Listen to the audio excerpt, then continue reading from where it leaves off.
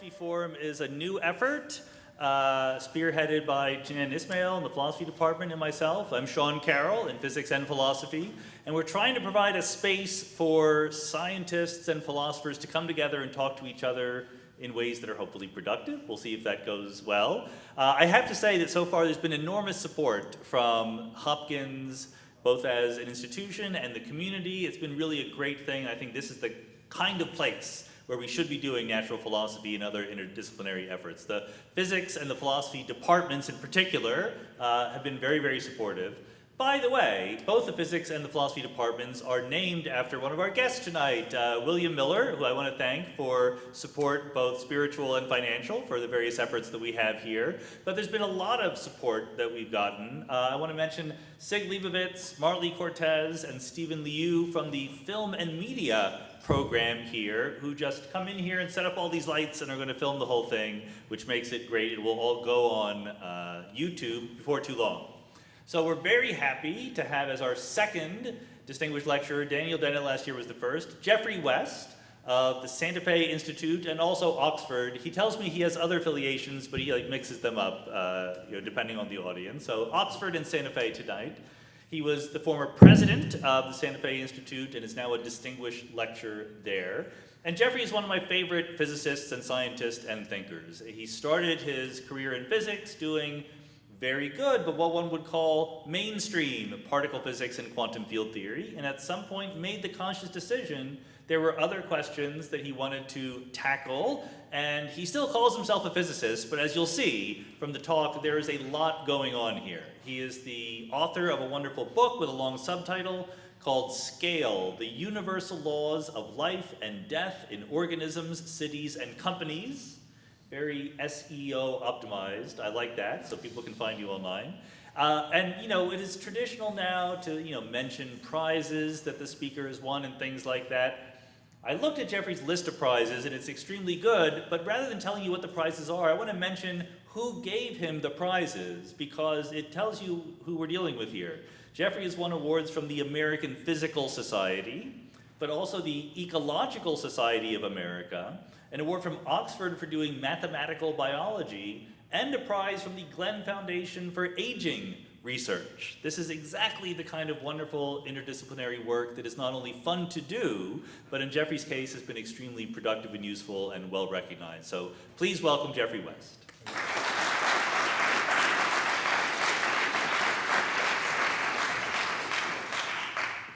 So thank you, Sean, for that very nice introduction.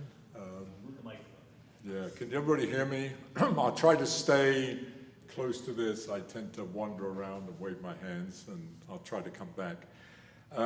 So thank you for the very kind introduction, and thank you to you and Jeanne for inviting me. I'm delighted to be here, delighted to give a talk in this new enterprise that you're embarking on, and I think is very exciting, tremendous opportunities, and I do hope you make great success of it.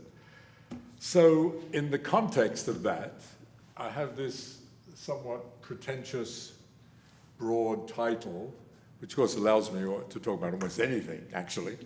But I am going to, what I'm going to do is talk you through the search for what I call hidden or emergent laws that are not obvious or apparent in these highly complex systems and ultimately have implications for the very future of the planet. And that's how I'm going to end up. And I'll take you through that journey. I still consider myself a physicist, and I will do it, as I say, shamelessly from a physics perspective. And I actually think of it as natural philosophy. I don't know whether it is, but that's my sense of what natural philosophy is about. So I want to talk about physics first, just very briefly, traditional physics. So here's a quote from Steven Weinberg, who some of you may have heard of. He won the Nobel Prize some years ago for unifying the weak and electromagnetic interactions. And he says, read it here, very simple sort of a tweety statement about physics. Our job in physics is to see things simply, to understand a great many complicated phenomena in a unified way in terms of a few simple principles. And that's probably what every physicist subscribes to, maybe every scientist in some way. I actually narrow that. This is how I think of physics. The search for underlying laws and principles leading to a quantitative, mathematizable, meaning computable, predictive conceptual framework. That's how I do physics. I want to do physics, whether it's successful or not. But I have some other quotes about what physics might be. And one is from the famous Lord Rutherford, the man that gave us the sort of solar system version of the atom. And he made this totally outrageous, arrogant statement that many of you may be familiar with, but it's very amusing, and I can't help showing it. All science is either physics or stamp collecting, for which I think he's forever been damned by people in other fields, needless to say. But he made a couple of other statements that I think are worth quoting, and I think in some ways they're less amusing. Well, one, they're amusing, but they're in many ways more sensible. The first is, a theory that you can't explain to a bartender is probably no damn good. And I will try to stay within that. For the rest of this talk. I will probably almost certainly fail, but I'll give it a go. And the last one is perhaps one that we should really pay attention to, and we don't, and that is, we've got no money, so we've got to think. And I think that would be something that many of us should pay, the spirit of that, I think many of us should pay attention to. Okay, another statement, this from one of the great scientists of the 20th century, biologist, founder of modern genomics in many ways, J.B.S. Haldane, who made a wonderful statement, an ounce of algebra is worth a ton of verbal argument, which fits into my version of what physics is about. And this statement, not from him, but from someone else, I tend to approach things from a physics framework, and physics teaches you to reason from first principles rather by analogy, and it's the only person I will show whose name I don't have to write down, was said by this man. The richest man in the world uses physics to make a lot of money. And finally, my final physics quote is from Max Planck, who gave us the concept of the quantum. The chief law of physics, the pinnacle of the whole system is, in my opinion, the principle of least action. Well, that's actually a technical statement, and I will translate it roughly as saying that all of the laws of physics, in particular fundamental laws, can be derived, can be formulated as optimization principles. Something is being that's called action. It doesn't matter what it is, for those who don't know, but it can be put in optimization. I quote this here because that will be a theme that I want to run through the entire talk when I cover everything from biology, social sciences, to the future of the planet. So with that in mind, one of the great successes of physics, of course, is that we understand to an extraordinary degree, to an incredible degree, really, despite all the loose ends and big questions still remaining, the cosmos, and in particular, the origin of the universe, so to speak, from the Big Bang, all the way through formation of galaxies, all the way down to the solar system, and people here at Hopkins, of course, major players in that. But this is an extraordinary achievement, and an extraordinary achievement of this way of thinking. And that, of course, has built into it the idea of the universe around the physical universe being exponentially expanding. And of course, one of the things everybody's familiar with is the extraordinary accuracy that that paradigm, that framework does in describing the solar system, so much so that all our cell phones work, all our communication systems work extraordinarily well because we can predict things and understand them to an extraordinary degree. And it's all to do with the motion of these planets, and these are, you know, these we're getting more and more familiar with. But of course, we all know that there's one of these planets is completely different from all the others, and that's us, of course, because it's the only planet that is interesting, actually. all this junk is going on, all this stuff. In fact, in this picture is us, amazingly. And so that is this picture is a picture of the biosphere because it just contains, you know, the so-called natural world, what we've come to call the natural world. But it's a completely fake picture of the planet because the planet really looks like this. It's got all, as I say, it's got junk that has evolved in the last few thousand years, and it's the messiness, an extraordinary messiness, and continually changing character of the planet that makes it sort of extraordinarily the most interesting place, as far as we know, in the universe, including the universe itself. Because the universe itself, we can write down a bunch of equations and all this marvelous stuff about its evolution we can understand to an extraordinary degree.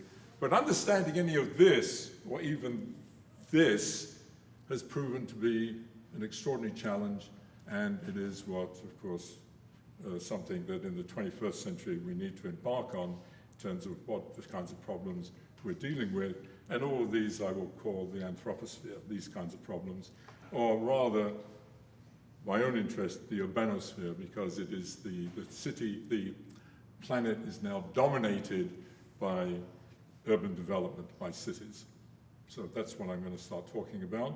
So on the planet are things like this, and this, and this, and this, and this, and this, and this, and this, and this. And of course, as far as we know, this is the only place they exist. More than likely, there are other places, but we don't know. This is it. But what is amazing about all this is that all of these things are interdependent. And they're interdependent in a very interesting way. That thing on the top left is called the respiratory complex. It's the biochemical complex molecules that are the origin of your energy, ATP, the complex molecule ATP, your currency of energy. And there's maybe 500 to 1,000 of those inside the mitochondrion, which is that next thing on the right there, that little potato-looking thing.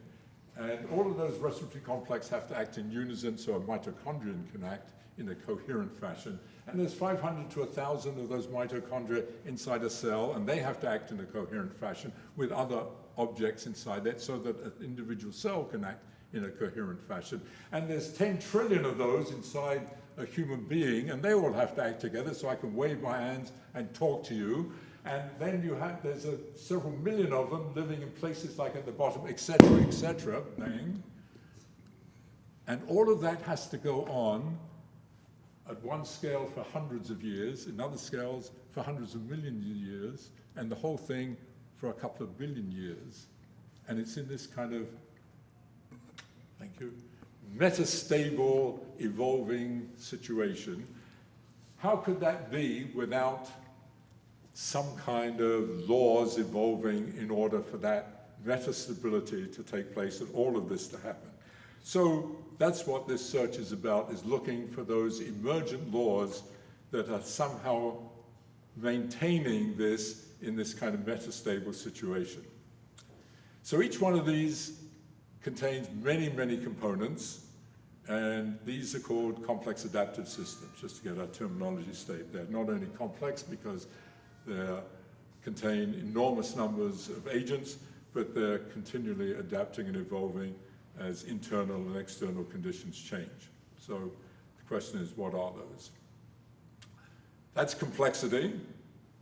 At the turn of the millennium, Stephen Hawking was asked this wonderful question. Some say that while the 20th century was the century of physics, we're now entering the century of biology. What do you think of this? To which Stephen replied, I think the next century will be the century of complexity. Obviously, I do. And that's why there's this place called the Santa Fe Institute. That's what it does. That's what, okay. So, that's a picture taken in 1840 by a NASA satellite at the planet. So let me explain. This picture in 1840, you could just see at very, very dim light. This, you could actually see the lights of the cities at night. And this is now, basically, and you can see it, but the picture before is a toned down, my calculation of a toned down version. And what you see, of course, you know what this is. This is the night lights. This is the night lights of the city. But what it really is, of course, is just the burning of the surface of the planet, because just all those night lights overwhelmingly are from just burning up stored energy, and that's what it is. So sort of obvious. You don't have to be a physicist to know that that's obviously going to lead to the warming of the atmosphere and the change of climate. And that has been going at an extraordinary rate, and just to give you a sense of which that's been happening, we are presently urbanizing, depends who makes the estimate, between 1 and 2 million people every week, which means that we're adding a New York metropolitan area every few months, or a Baltimore every few days from now into mid-century, or a Johns Hopkins University every few hours. That's what's happening now. Of course, it's all a reflection of this. This is the world population. You're all familiar with this, the world population growth from when we were still hunter-gatherers, when we evolved language. Oh, sorry, I shouldn't have moved, pardon me. When we evolved language, we discovered agriculture, became sedentary, formed communities, and then ultimately cities, and the kind of one. And you see the gradual increase in the population until that big change, of course, driven by the Industrial Revolution, the discovery and exploitation of fossil fuels, the invention or evolution of entrepreneurship, capitalism, etc., which has led to the extraordinary society we have, the extraordinary success we have, and then this extraordinary increase in population. It's gone straight up on this scale in an extremely short time, so that we're now close to 8 billion people, whereas the planet, the biological carrying capacity of the planet was about 5 million. So this has been quite extraordinary, and the question is, to what extent is this sustainable, and what does the future bode for it? So, of course, every metric that you might measure about the planet, in terms of either it's what is called Earth system, the kind of physical nature of the planet, like you probably can't read these, it doesn't matter, but how much methane is produced, what how much fish there are being harvested, or on the left, how much water is used, how much energy is used. All these various sort of global metrics are all looking like hockey sticks, just in one way or another, following, of course, this extraordinary growth in population. And this has been dubbed the Great Acceleration. But of course, what it really is just the exponential expansion of the socioeconomic universe. So it's kind of weird in a way. I mean, most people, you know, the lay person, so to speak, is actually familiar with the expanding physical universe, but most people don't realize that we actually live day to day in a socioeconomic exponentially, in fact, faster than exponentially expanding socioeconomic universe. So that picture, for a physicist, is very, very reminiscent of this picture, which is a graph of the heat capacity of propane gas. Heat capacity is how much heat is needed to raise 1 kilogram of, in these units, 1 kilogram of propane gas by 1 degree Celsius, plotted against temperature. And you can see that increases gradually, just like the population did, and then it goes bonkers at some temperature. And what that signals is a phase transition from liquid to gas. And you see, so it goes up, and then it crashes and comes down. And of course, one of the questions is, that's called a phase transition, sometimes tipping point, singularity, and I will come back to this shortly. And of course, the question is, is that and that the same? And what's on the other? Is there another side to this line?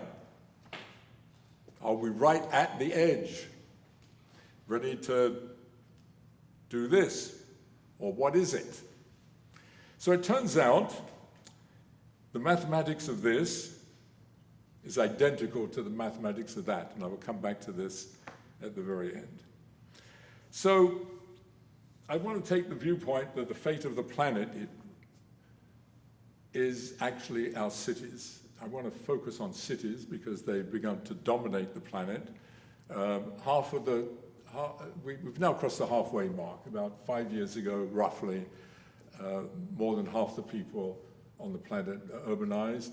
80-something, 82%, I think, of the United States is urbanized. Most of the, almost all countries, even the developing countries, are very close to that. And the planet, towards the end of the century, will reach this 70-80% level. So it's zooming away.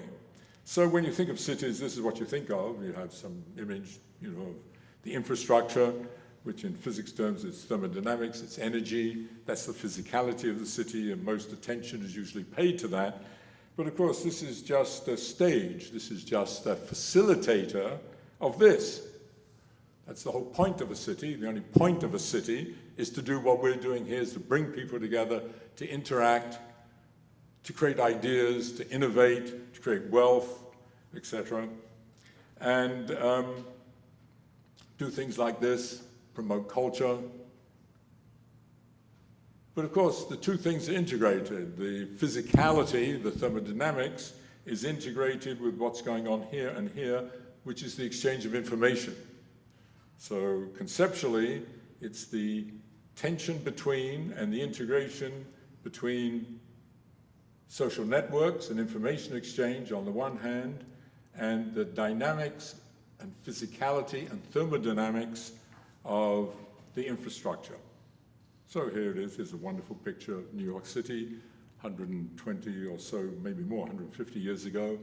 And another point to be made is that, those buildings are still there, but all those people, including their grandchildren, are dead and gone. But the same thing is going on. The same dynamic, it may not look like this on the street, but the same dynamic is going on inside buildings and so on. That sense of interaction, entrepreneurship, a buzz, and so on, creativity, ideas, and so on. So that here, that picture is here, this is even older, the infrastructure is even older. What is going on here is A is talking to B is talking to C is talking back to A, and we build on each other. And I will come back to this. We're building on each other, we're creating ideas all the time. Essentially, all those ideas are irrelevant, not interesting to anybody else, but what is extraordinary is that this dynamic, facilitated by the city, leads to quantum mechanics, leads to relativity, it leads to Amazon, it leads to Google, leads to Johns Hopkins. It comes from this dynamic. Okay. So all these things are part of it. So here's this marvelous machine, the most marvelous machine we've invented, the creation of wealth, knowledge, ideas, in order to increase standards and quality of life for everybody. But of course, we have the good old second law of thermodynamics. If you create order, you inevitably create somewhere else disorder. And so inevitably, whether we like it or not, we create entropy, disorder, both social and physical, and all of these things you're very familiar with. This is what life is, and it's inevitable, not these specific things, but some version of this is inevitable, and of course, the fight against entropy is to minimize this. So here we are. I'm not going to even talk about them. You just see them. You're familiar with them. Social unrest. This is interesting. I'll just have a personal note here. I've given versions of this talk several times, and these are actually all up to here as old slides. And then this year, because of the horrible things that are going on in Ukraine, Middle East, and so on, that I realized that war, of course, is also an urban phenomenon. The word battlefield is a total anachronism. It's urban.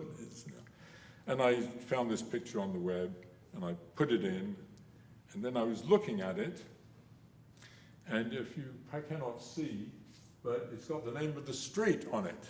This is London in the Battle of Britain in 1940. So here's the personal thing. I was there when this photo was taken.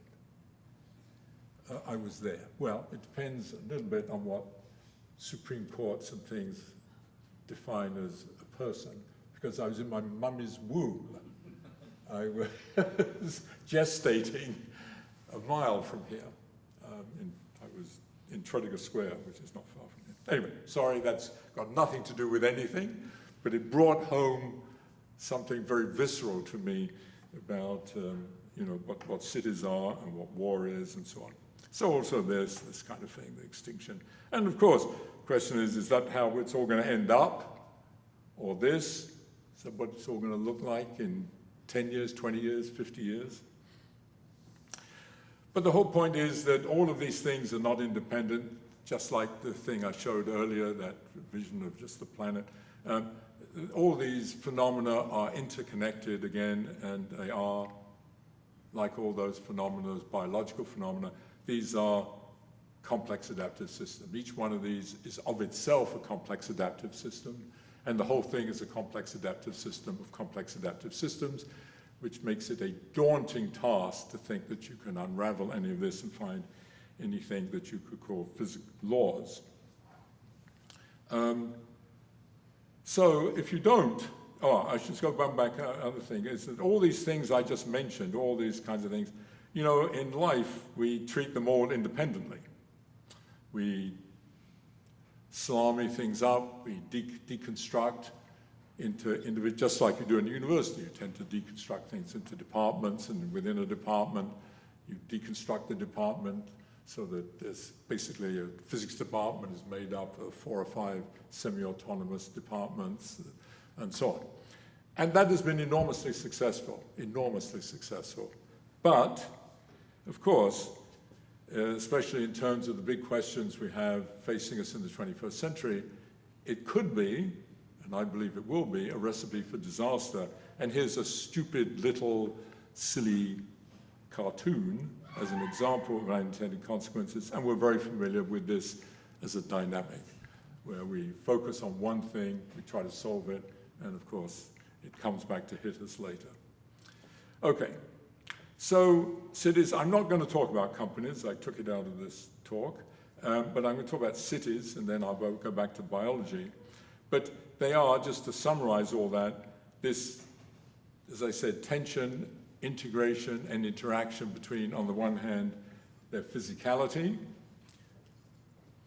and on the other, information through social networks and so on. So the question, one of the questions is, that's begging here, if you come from a physics perspective, can there be anything like Newton's laws for these incredibly complex systems? And the answer is almost certainly not. There's a different kind of approach needs to be made generally, and in particular, maybe there could be these emergent laws, which I've already mentioned, and that they would be not precise in the way physics is, but be more statistical, probabilistic, stochastic. That is, you could get sort of average values, rough estimates, and so on, and then use that as a baseline for making estimates that are with greater accuracy and so on. And I'll try to illustrate that as I go through. So the first thing to recognize is that almost all these systems, when you start thinking them in the bigger terms, are multi-leveled, and as I say, they're interconnected, and they have to act in a coherent fashion, and that means inevitably that systems are controlled by networks. I mean, you are networks. I mean, from this viewpoint, you're a bunch of networks that are interacting coherently together with each other. And of course, cities are networks. These are roads and electrical lines and transport lines and so forth. And of course, biology, all of life is in some way, can be thought of as networks at multiple levels. And so what is interesting is you can start writing down, the mathematics of these networks. You can start putting these now into mathematical terms. So work that I did with some biological colleagues was to make a really big leap of faith and say that there are generic rules and laws controlling these networks that are independent of their evolved structure. So let me give you an example. I'm not going to go through these. They're all derived from natural selection, and they're thought of as sort of fundamental. And the most important is that they transcend design and that they optimize. So the idea is, as an example of the networks of the circulatory system, cardiovascular system, that we all share, not just in this room, but we share with every human being that has ever existed, but not only every human being, but every mammal that has ever existed, of the infinitude of networks that could exist. The ones that have evolved to minimize the amount of energy your heart needs to do to pump blood through that system to supply oxygen and nutrients to cells to maintain your viability. So that's the idea, very simple idea. And the idea is you minimize it in order to maximize your Darwinian fitness. So it's a translation of the idea of Darwinian fitness, which is to propagate your genes. So the idea is that you minimize the amount of energy you need to do to keep you alive in order to maximize the amount of energy you give to sex, reproduction, and the rearing of your offspring. So that's the idea. And you have to put these things into mathematics, and I'm not going to do that. But if you do that, something sort of remarkable happens. If you do the mathematics, and this is not for this talk, obviously, you derive something called a scaling law, which is this, which was known prior to this work, and I'll come to that in a moment. And here's the most fundamental one. It's your metabolic rate. It's how much energy, food if you like, you need per day to stay alive. The 2,000 food calories a day to stay alive. That's plotted on the vertical axis. On the horizontal axis is your weight, is the weight of the animal. And you can see it's going up by factors of 10. It's plotted logarithmically. If you tried to plot it linearly, meaning, and you wanted to get a mouse and an elephant on the same graph, you probably have to have a piece of graph paper that stretches from here to Washington, or somewhere anyway. There's something normal, you couldn't get it on. So there's a practical reason, but there's a physics kind of reason, a mathematical reason, that if you plot it this way, this theory predicts, and this is the data, that you should get something absurdly simple, namely a straight line. Just a simple straight line, which tells you how the amount of food you need to eat per day changes with the size of the organism. So it's kind of amazing because when you think about it, because each one of these organisms, and I'm not going to show you across the entire biosphere, this law permeates across the entire biosphere from the microscopic to the ecological macroscopic. Each one of these has evolved by evolution, by natural selection, in its own historical environmental niche. Each organ, each cell type, each genome has its own unique history. And so you would have thought, since we think of natural selection, at least naively, as sort of arbitrary and capricious survival of the fittest, there would be great variability. You might see some correlation, but these points would be all over the graph, each point reflecting the historical contingency of the evolution of that particular species. Quite the contrary. In fact, it looks like someone designed the bloody thing. You know, someone had a rule and a law, and they just designed it that way. Of course, that's what natural selection does. You don't need a designer. And the other thing about this, its slope is 3/4, very close to 3/4. This was discovered in about 1932 by a man named Max Kleiber, who had been trained as a physicist, actually, biologist at what is now UC Davis. And it's called Kleiber's law. The other thing about it is that it's what we call sublinear. 3/4 less than 1, we call it sublinear, because at the most naive level, you would have thought, well, you double the size of an animal, you have twice as many cells, twice as many customers, so to speak, you would expect to need twice as much food, twice as much energy. No. What the law says is that if you double, you only need 75%. And it doesn't matter where you double from. You go from 2 grams to 4 grams, or 200 kilograms to 400 kilograms. It's always a 25% savings. And that's what that line up there is. There's the linear, that's the 3/4. So that's an extraordinary, systematic, predictable economy of scale, which means your cells are working less hard in a predictable way than your dog's, and your dog cells are working less hard than the cat's, even though your liver cell, for those of us not biologists, your liver cell is indistinguishable from that of a dog or a cat, but your cells are working much harder than that of your pet elephant, even though the cells are, again, identical from this viewpoint. So it's kind of extraordinary, and the reason is it's the hegemony of the network controlling. So it's sort of anti-reductionistic. The whole is controlling the individual constituent. Okay.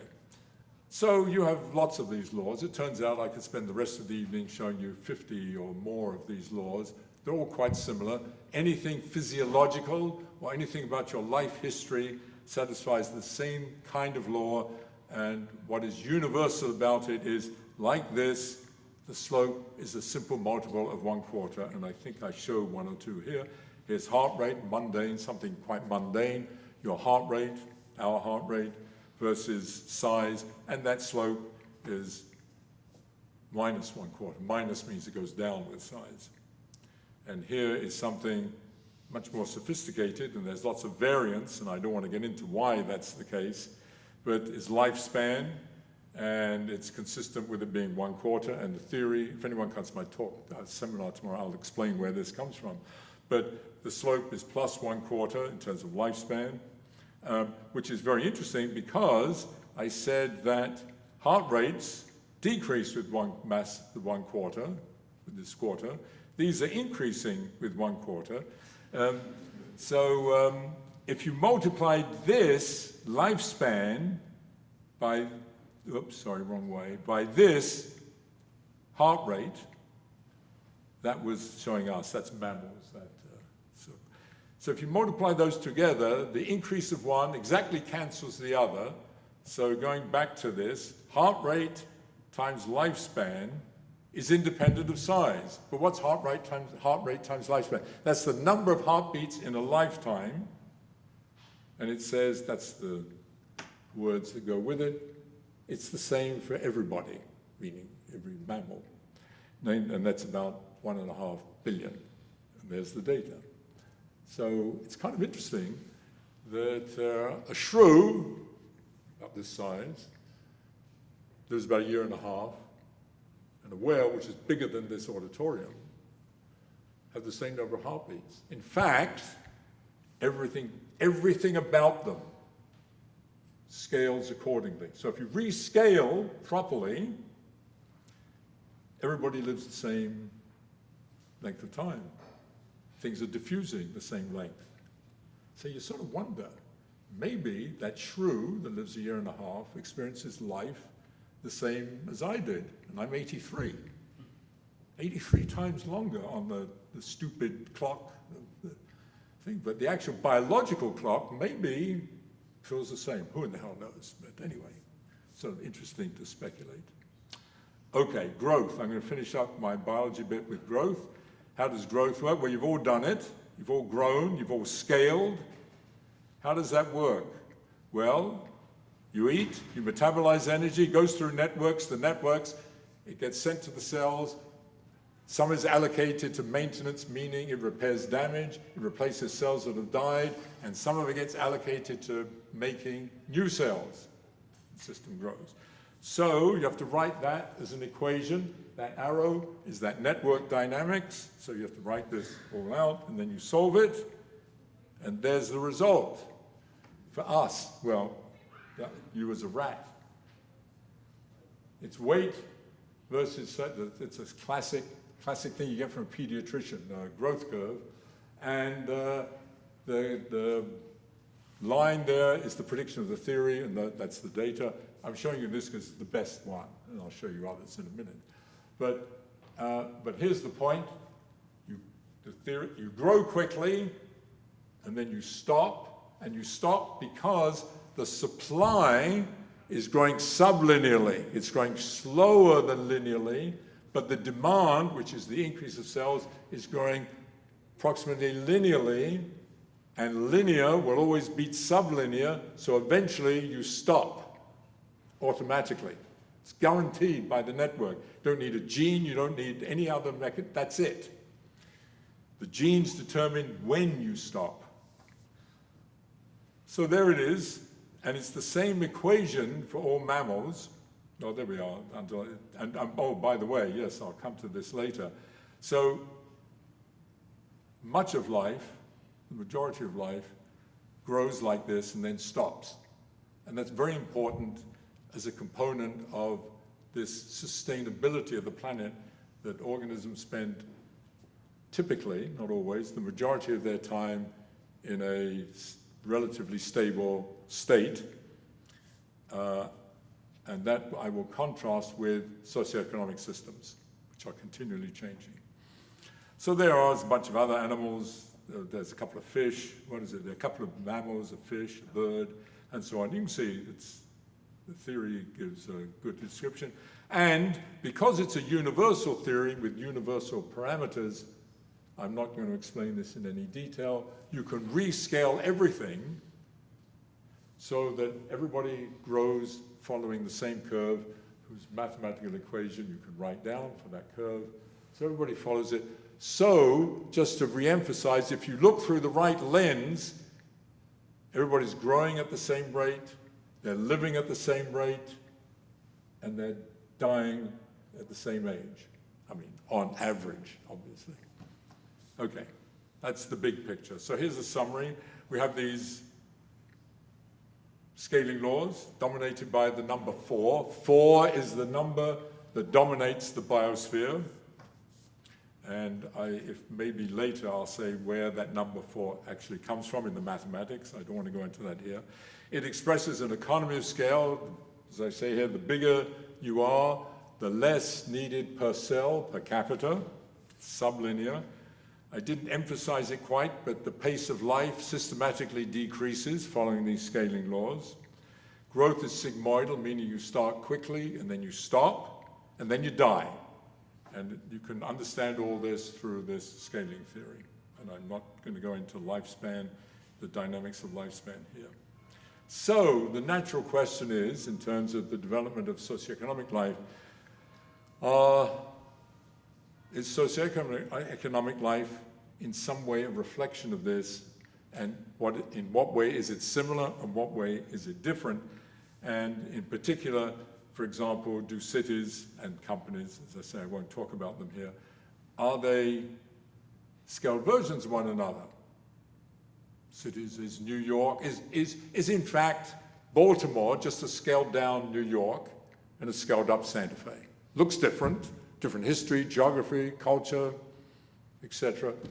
But is it? It's a question you can only answer by looking at data.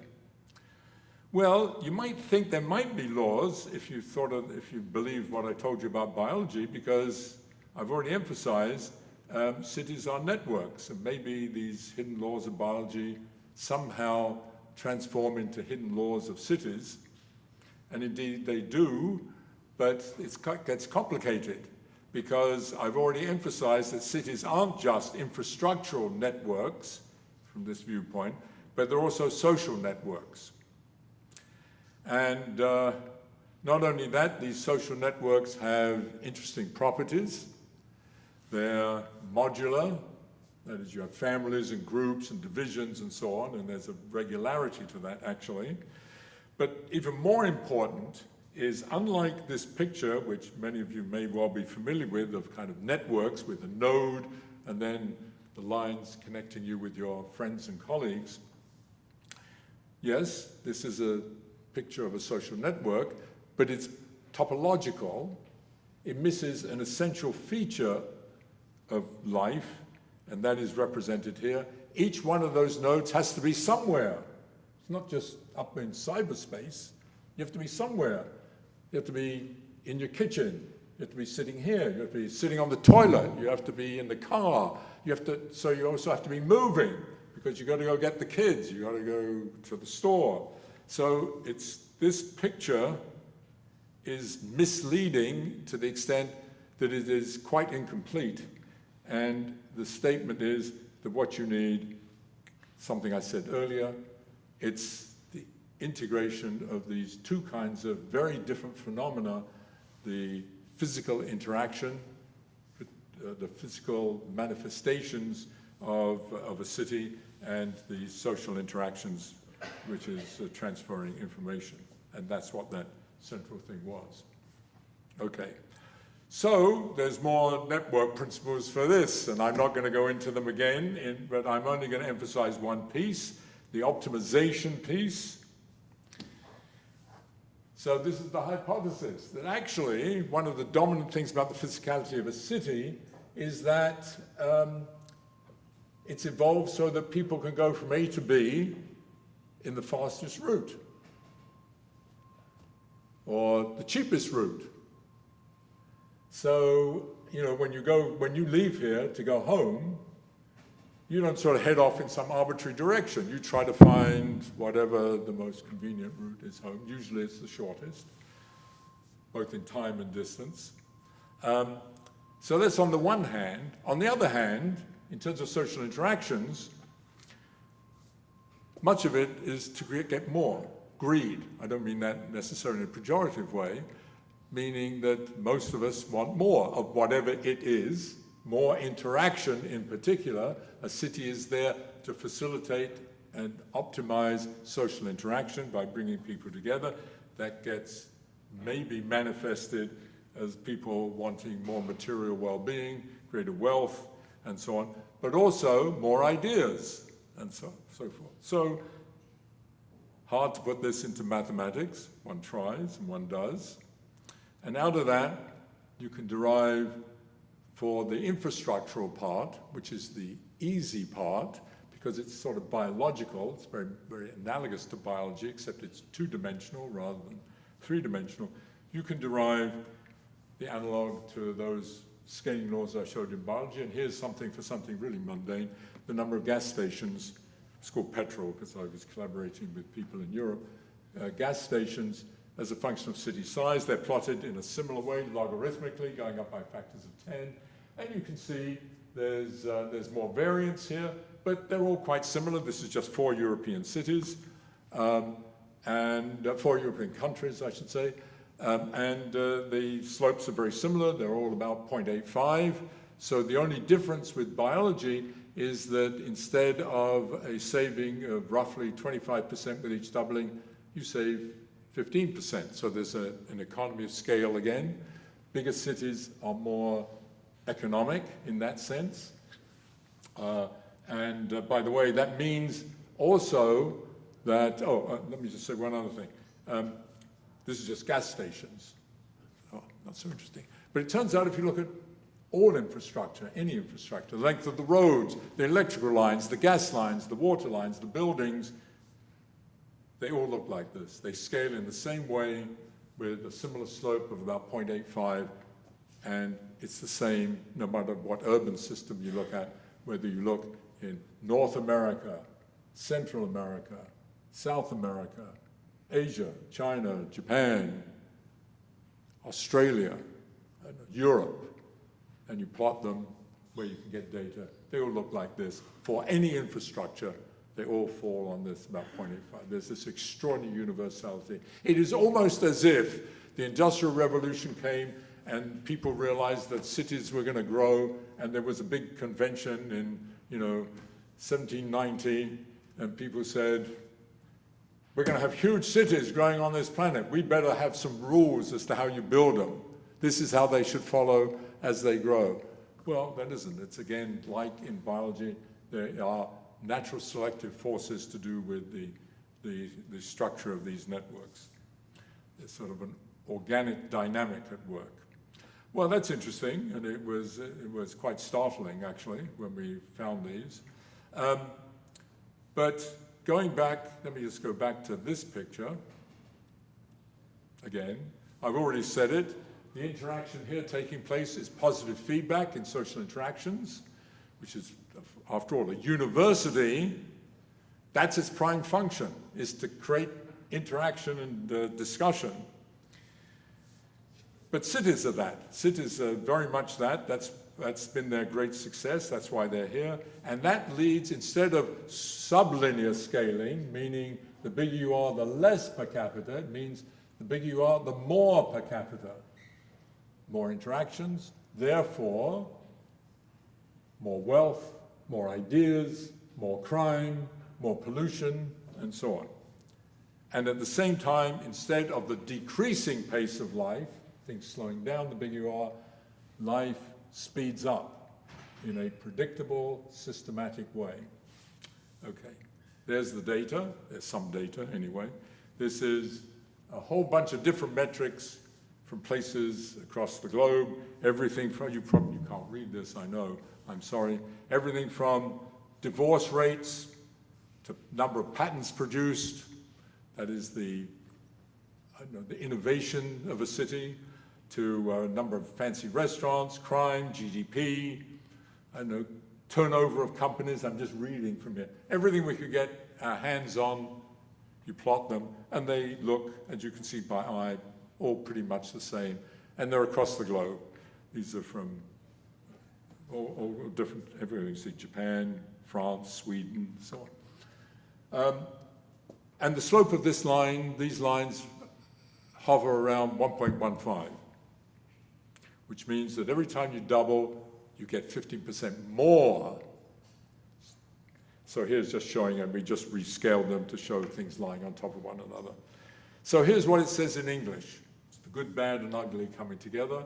If you double the size of a city within an urban system, you systematically save, as I said, 15% on all infrastructure, and at the same time, you increase all the good things, income, wealth, ideas, patents, colleges, creativity, social interactions, but also all the bad things.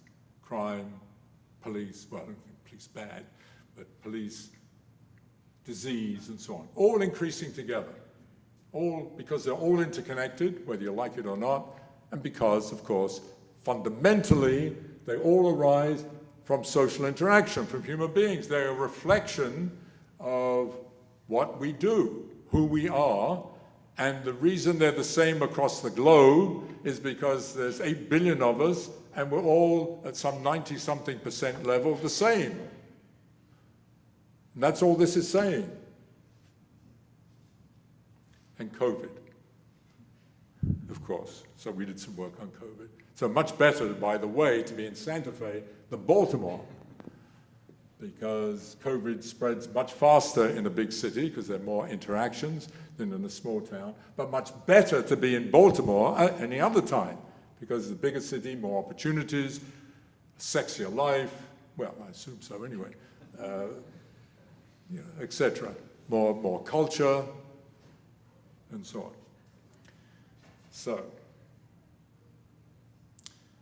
So the theory for this is not as well developed. It's still a work in progress, to be honest, to get to actually calculate where this 0.15, we understand the 0.25, the 3/4 in biology. 0.15 is much harder because of this interface between these two kinds of networks.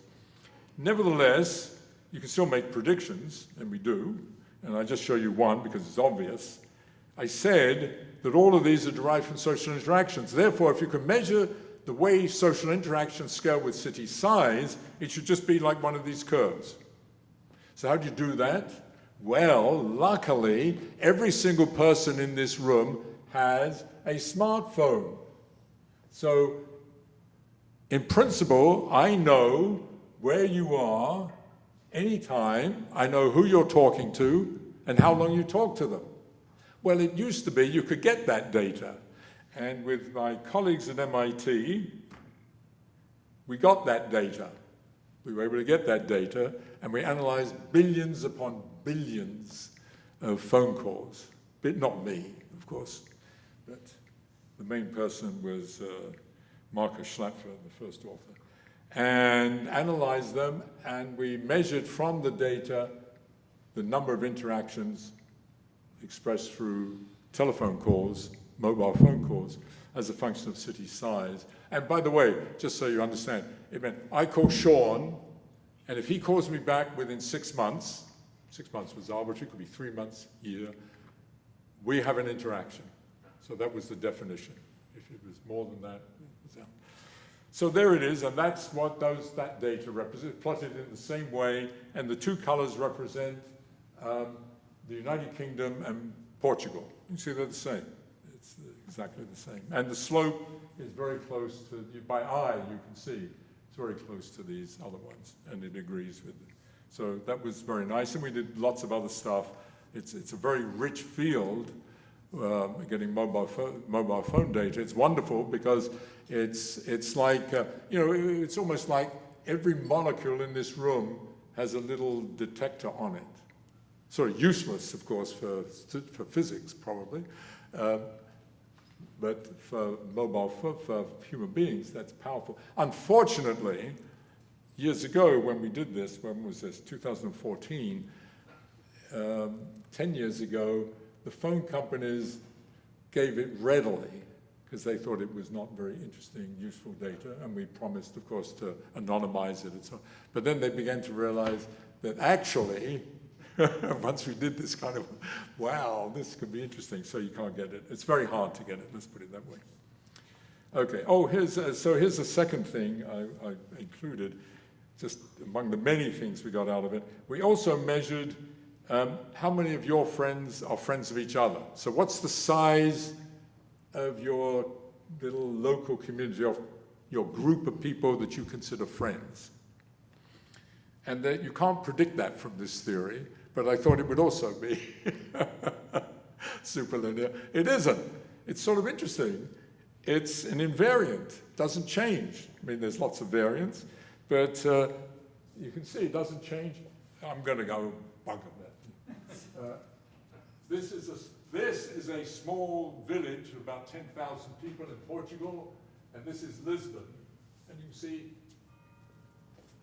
the number of people that you interact with in a real way is roughly the same. You act as if you're in a village or a small town, even though you live in Baltimore. But the number of actual interactions you have increases. So it's kind of interesting. So it's an interesting bit of social science. And by the way, down below is the United Kingdom. Same thing.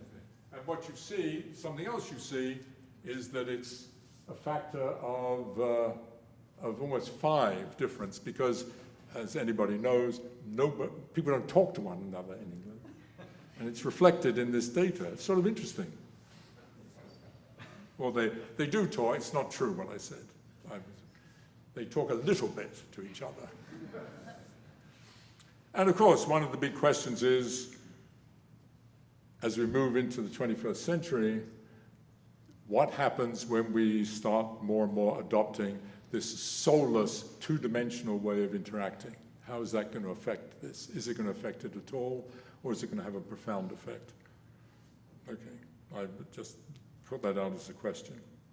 Okay, I'm going to finish off with taking this framework and ask, can we apply it to the entire planet, considered as one entity? Of course, it's incredibly inhomogeneous, but let's consider it just one thing and ask, can we do it? So I want to go back to metabolic rate. So I said, I'm going to be a little more careful about what it is. I've written it down here. I did say it's the rate at which energy, or you could say food, is supplied to the organism in order to keep it alive. And that's what I was talking about in an inactive state. So you're just sitting there like this, waiting for me to finish. That's called basal metabolic rate, and that was this, okay? That was what I was actually talking about. The basal rate But of course, and oh, by the way, yes, very good. So I'm going to go over here again. If you look up here, and you look at you, man or woman, and you look across, what you see, oh, maybe I can do it with my pointer. Can you see it? Oh, yeah, very good. So you look here, man or woman, and you go across, you're just under 100 watts. Under 100 watts. 2,000 food calories a day is 100 watts. You're a fucking light bulb. It's no joke, actually. You are incredibly efficient. Look, yeah, that's you. An incandescent light bulb. Amazing. Now, keep that in mind. But of course you do other things. You have to hunt and gather, go to the store, do all the various things. That's called active metabolic rate for an animal, or fuel metabolic rate. And that is typically 2 to 3 times bigger. So I've drawn it in by hand. I couldn't actually find a good graph, to be honest. And that's active metabolic rate. So it just sort of parallels it, but it goes up. Now, that's how we were 10,000 years ago. And there are still people on the planet who sit for their active right there. There are still a few people on the planet, hunter-gatherers, that operate at about 300 watts over everything. But now, we've changed it all. We do all this. So you can ask, what is our active metabolic rate? That I will call, and others have called in different ways, social metabolic rate. So that's the rate of energy that you need to maintain this whole system at an individual level.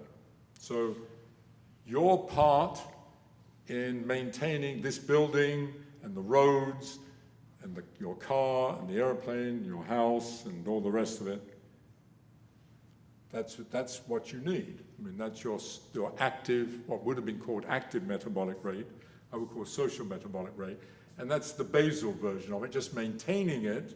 But you are also, of course, doing more than that. You're creating things, you're doing things. You're writing a paper, you're, I don't know, investing in the market, you're whatever, you're serving in a store, whatever, all of that. And that's the active part, okay? So there it was, there you were, here. Where are you now? You're there.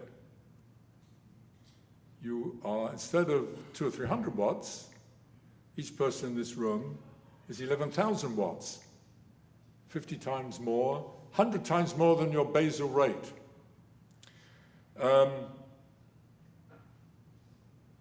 There it is, I've written it down. So you can turn it around and how big actually are you?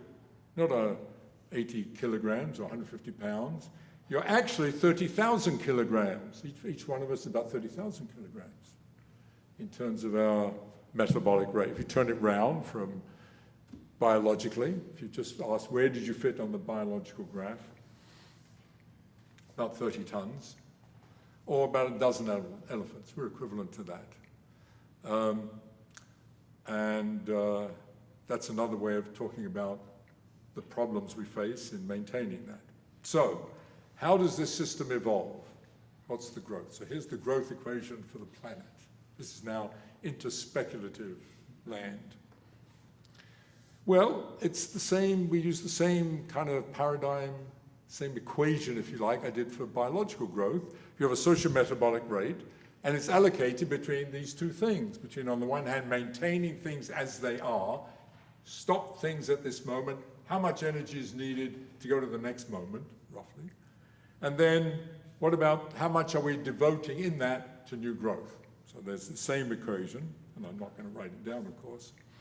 And I call that the master Anthropocene equation. That's because it controls, the socioeconomic behavior of the planet. So, in the biosphere, which we've already talked about, the maintenance needs, the demand, I already said, is growing slower. I'm sorry, is that right? Yeah, what have I got here? grow faster. Yeah, I'm sorry. The maintenance needs, that is the keeping you in the same state, grows faster than the supply because the supply, being controlled by the network, only scales with this 3/4 slope. And that led to the cessation of growth, and that was this graph that I showed earlier, basically. Stops. But if you have superlinear scaling, you have everything the other way around, which is what happens in the anthroposphere.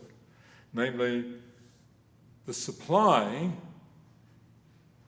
which is this superlinear behavior, grows faster than the needs, the demand, and that leads to open-ended growth. So that's what you get. I just show a cartoon version, okay? And it actually gives rise to faster than exponential growth. So actually, this is great. This is very nice because it's now a very nice self-consistent package. You can imagine you start with social interactions. Social interactions are positive feedback. Positive feedback leads to superlinear scaling. Superlinear scaling leads to super exponential growth, and we see all of that, and it agrees very well with the data. So that's very good. That's good news, and I'm not going to go into details of looking at it for cities or even for this. I'll come back to it in a moment, but it gives rise to this curve. Almost exactly, may I say. It's kind of remarkable. But it has built into it something that is not so good, and that is called, in mathematics, a finite time singularity. And that's indicated symbolically by that dotted line, and you cannot read it probably, but I call it T with a subscript C. And what the finite time singularity means in English is that thing is going up, whatever that metric is that we're plotting, but in some finite time, it goes infinite, which is nuts. That is that it might be 5 years, 10 years, 50 years, 100 years, 1,000 years, but at some time in the future, whatever the metric is, I don't know if you can read it, it says on the y-axis, socioeconomic metric, it can be anything, GDP, whatever, patents, it would become infinite. Well, that's crazy. That obviously can't happen. And the theory tells you what happens. It says that beyond it, it doesn't collapse immediately. It stagnates and then collapses. Not like propane gas. It goes boom. It actually goes flat. This thing will turn over slowly and then collapse. But it's destined to collapse. Not so good. So how do we avoid it? How did we avoid it? So you have to go back. So again, I do it just symbolically. So this curve was derived mathematically, assuming that all the parameters were sort of the same during this period. So you could imagine Stone Age, you're in the Stone Age, so that dominates the way you think about things, or the internet age dominates everything. So that sets a certain paradigm, sets a certain culture, and you grow in that. And that, in fact, is integral. That paradigm is an integral driver, the main driver of what's keeping the economy going, whether it's stone, bronze, or computers. So it sort of indicates how you avoid this. What it says is that as you go along and you start to approach the singularity, you better reinvent yourself. You better make a major innovation. You better make a major paradigm shift. You have to change something fundamentally to change the basic culture that is driving the system. So it says somewhere you better start again and you do it. So you start over and off you go. But of course, you have the same dynamic repeats itself, and you have to intervene again with a major innovation or major paradigm shift, and so on and so forth. And that's great, and that is what we've done, but there's nothing, nothing new about people. You have to innovate. And in fact, this is a kind of pseudo-Malthusian argument. Malthus was wrong. He was trashed, and continues to be trashed, because he said you cannot sustain exponential growth because supply cannot keep up with it, and the system will collapse. But he did not reckon with innovation. We would innovate in terms of our food supply. The same with the Club of Rome, and the same with Ehrlich and all the rest of them, the population bomb. So you do innovate, but the point of this is that all that does is postpone the problem. It does not solve the problem, but it says what people have been saying: you have to continue to do it. But the one kicker here is what I've written in red there: you have to do it faster and faster. That is, the time between innovations has to be systematically shorter. Okay? Life speeds up, and this theory predicts, for what it's worth, that this has to, the rate at which you innovate in order to, if you demand open-ended growth, there's a kind of theorem you can prove that you need these accelerating cycles of innovation. Accelerating. And here's my one formula.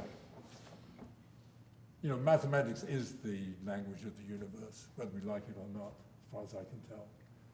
And it would be disgraceful to give a distinguished lecture at a distinguished university without using one formula. I would be intellectually dishonest. So if you can't understand it, that's okay, doesn't matter. But it's trivial.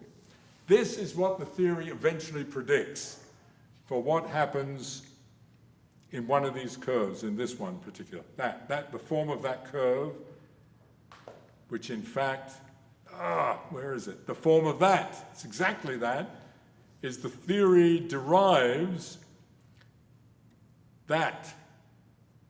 Now, I'm sorry, I'm going to go there. Well, no, I'll do it here, that's right.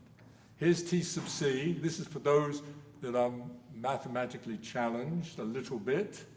Here's time. Oh, bloody thing. Here's time.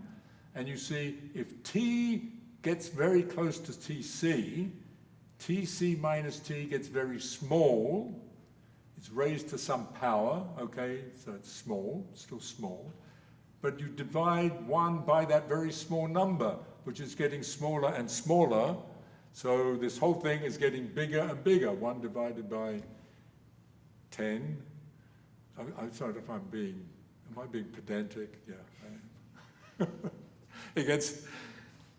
This thing gets bigger and bigger, and that's called a singularity. This is a singularity. And what's nice about this, not only does it predict this, it predicts what that TC and that alpha are. And one of the things it says, and this is the last thing I'm going to show you, is that if you plotted the log, y is just some socioeconomic variable, I should have said that. If you plot log y, log of that metric, and you see I've written down here, could be water, energy, whatever, versus the log of how far you are away from the singularity, you should see a straight line for looked at the whole planet.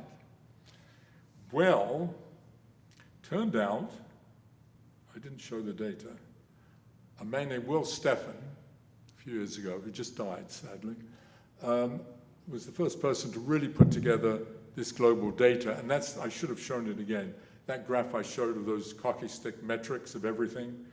So you take those and you plot them this way, not that idiotic, I shouldn't say that simplistic way of just plotting the bloody thing. Here's a theory that tells you this is the way you should plot them, and if you plot them this way, those weird data will look straight, and there it is. That's energy use, plotted this way. And here's the curious thing we discovered when we did it. It's a straight line, which blew our minds, and it's very good. It's surprisingly good. It's amazing. We were shocked, actually, because the data is exceedingly crude, but we discovered there was a big kink in the data. There's 2 lines, actually, and it shifts in the mid-70s. So if you believe any of this speculation, it says that, and this is data, by the way, you could plot this without having any theory, of course. The theory told you to plot it this way. it says that we avoided a singularity, we were approaching a singularity, and we changed something dramatically in the mid-70s. And it gets reflected here in the water use. And we wonder, what the hell, what was it? So we think, maybe, we've talked to lots of people, could it have been just, in quotes, the big globalization, or even the gasoline crisis, the petrol, the oil crisis? Something big happened, regardless. I mean, you don't have to believe any of this, is the data is telling you. Anyway, okay. This is not, by the way, none of this is published, so I'm just, you can take it for what it is. Okay, so I will finish up by just saying the review of this last bit. These innovations, you need these innovations because unbounded growth leads to a singularity. You will collapse. So you need to innovate, and you need to innovate faster and faster. And that is an example of the accelerating pace of all socioeconomic life. And I'm sure all of us feel it. As I said, I'm into my 80s, and it's sort of mundane to say, you know, if I look back on my life in the 1950s and I compare it to today, this pace is ridiculously different. But here's the amazing thing that you're all familiar with, is that despite this extraordinary acceleration of life, everybody seems to be able to keep up with it. That's exactly. Can they? But we've kept up with it, and as I say here, and here's the amazing thing, is that we have the same brain, same biology, same neural pathways, roughly, as we did 10,000 years ago when we were still hunter-gatherers, or 100,000 years ago, or 1,000,000 years ago. We're the same, roughly speaking. We're the same. Haven't evolved biologically very much, certainly not the brain, as far as we know. But it's incredibly adaptable. It's adapted unbelievably to this. And the question is, are we near the breaking point of that, which is a separate question? You know, it's like the question, which I have actually worked on, breaking sports records. You know, you hear Usain Bolt ran 100 meters in 9.82, and then someone runs in 9.81, and these records. And you ask, what is that approach? And does it go on? Can you imagine someone running 100 meters in 8 seconds? Well, maybe. 5 seconds? 1 second? A millisecond? Obviously not. There is a limit. Question. What about this organ? Is there a limit to what we can keep up with the things we create? That is the rate at which we create new technology going to outpace the rate at which we collectively, in some individuals will, can adapt to it? So so here's the situation we're in.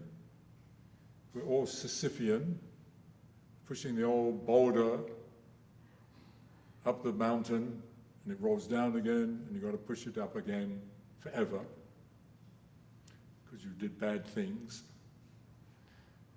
But we're much worse than Sisyphus, not only because there's a lot of us, but because Sisyphus had it easy. It went up and came down at the same rate. Ours, every time you do it, it has to be faster. You have to get up there faster, and it rolls down faster. Every time it gets faster and faster. Well, that ain't gonna last. So here's some data supporting what I said. I don't know who this guy is, and maybe he'll sue me one day. So this is a sort of final level, but these are innovations, and he's got the time in brackets for reaching 10 million customers. So it's a kind of proxy for how long it took for this to take on.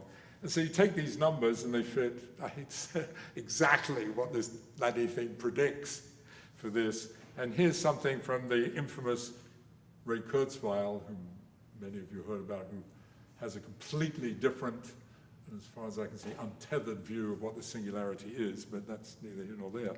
But this is a graph I redid from him, and it's plotted logarithmically. On the vertical axis is how long it took to develop whatever it is there. So it took $1 billion to develop $1 billion years to create cells, and it happened a couple of billion years ago, and so on, all the way down to the internet, which happened, you know, on this scale sort of last year, and it took about a year to, well, 10, 20 years rather than the billions. But you can, and that line is a prediction from the theory. So this is just, this, of course, what you choose on this is in the eyes of the beholder. I just took what Kurt's funded. But here's a better way of looking at it, I think, which he also did, and that is it's the same graph, except here it's linear scale, and you can see everything now happened at once. And this red line is a prediction from the theory. The whole question of whether it's sustainable, and the idea that we do need to think not only about each individual problem in great detail, but we need also a big picture. And whether you believe any of this or not, or care about any of this, I don't, beside the point, we do need it, whether this is the right way or not, but we do need to have bigger pictures, not just focus on climate change, or on energy, or on health. We need to put them all together. So I just put that down, and so on. And the last thing I will finish up with is a quote from the great John von Neumann, without whom we wouldn't be able to do any of this, and who, of course, I guess is the founder of ChatGPT in some bizarre way.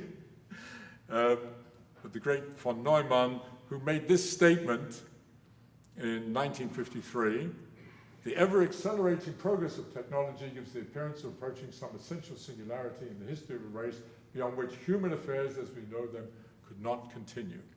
The curious thing about this statement is that, unlike everything else that von Neumann did, he sort of mathematized in some form or another, and he, you know, did phenomenal work. This he just left. So in a highly immodest way, I would like to think of this as just beginning to try to put some flesh on this statement and say that this prescient remark of von Neumann should be taken extremely seriously. Okay, I'll finish there. These are all the wonderful people who did all the work. The only thing I will say about them is that there are some senior people, but some have been students, postdocs of mine, but I just want to say, on the top right is a physicist that is now a professor of biology at UCLA. He was a physicist who was a professor of psychiatry at the University of Minnesota. On the top right, Hei Jin is a postdoc, a physicist who is a professor in the business school at Kellogg School of Northwestern. And next to her is Vicky, who is a young professor, came out of mathematical physics at MIT Sloan School of Management. And there's others that do all kinds of weird, Marcus is an anthropology. They've come from all over doing different things, and they move around. And the other thing I feel passionate about is that we should be much more fluid in our thinking about what we think physics is, what we think scholarship is, how we interact with each other, and so on. So I'll finish with that. This shows you how doing this kind of work makes you happy, even if it's depressing. So thank you. Sorry I went on for so long. Thank you.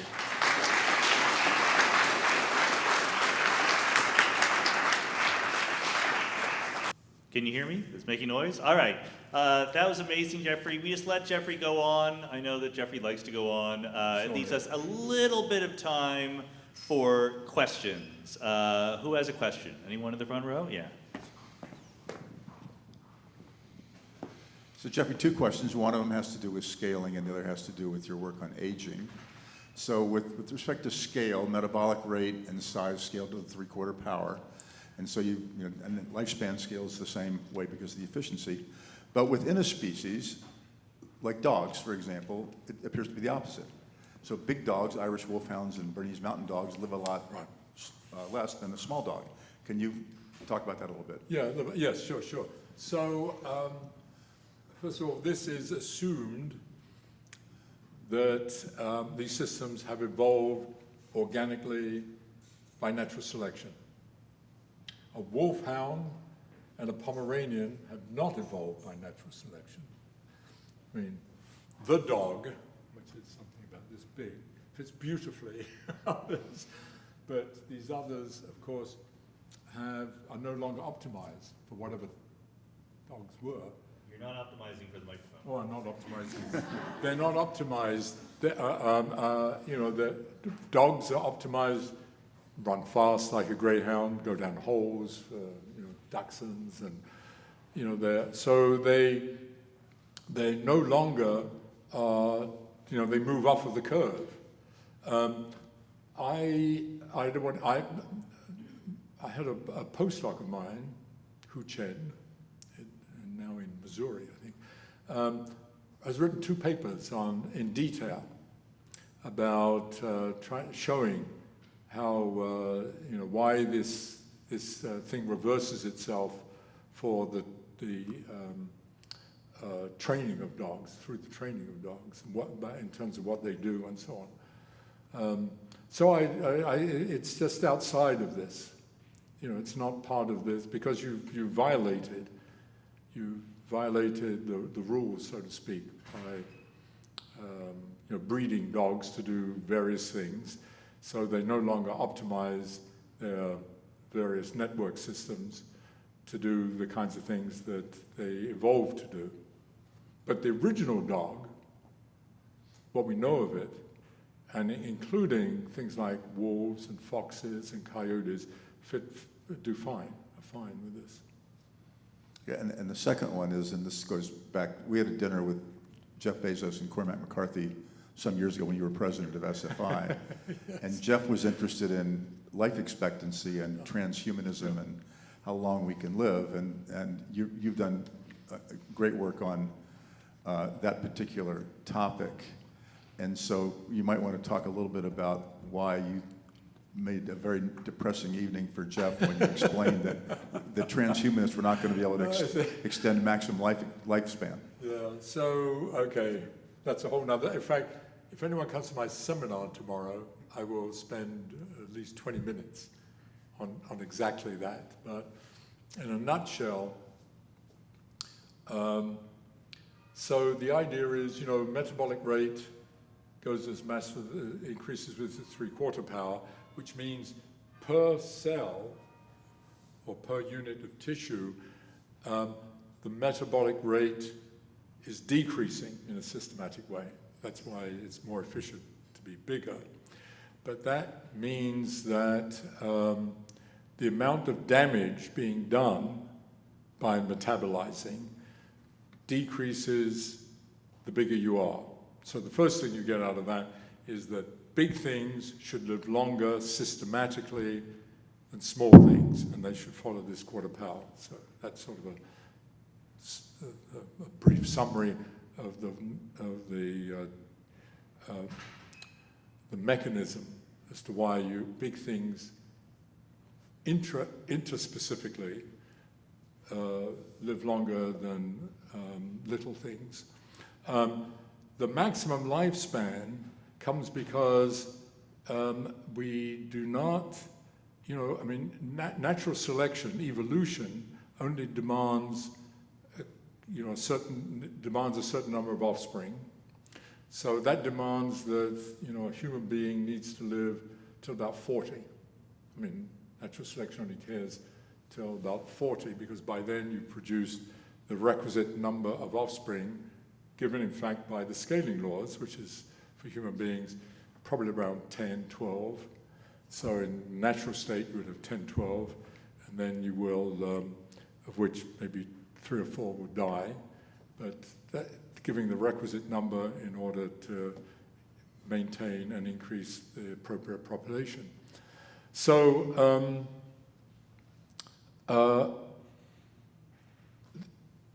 you cannot, so the only way you could keep from fighting the entropy is if you spend all of your energy repairing damage, okay?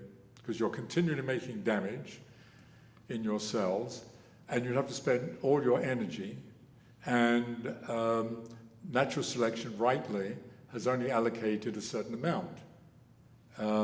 And that amount is that when a certain number of damages, a certain percentage of damages have occurred in the system, could be just for all the cells, a certain percentage of the cells have not had repaired damages, then the system is no longer viable.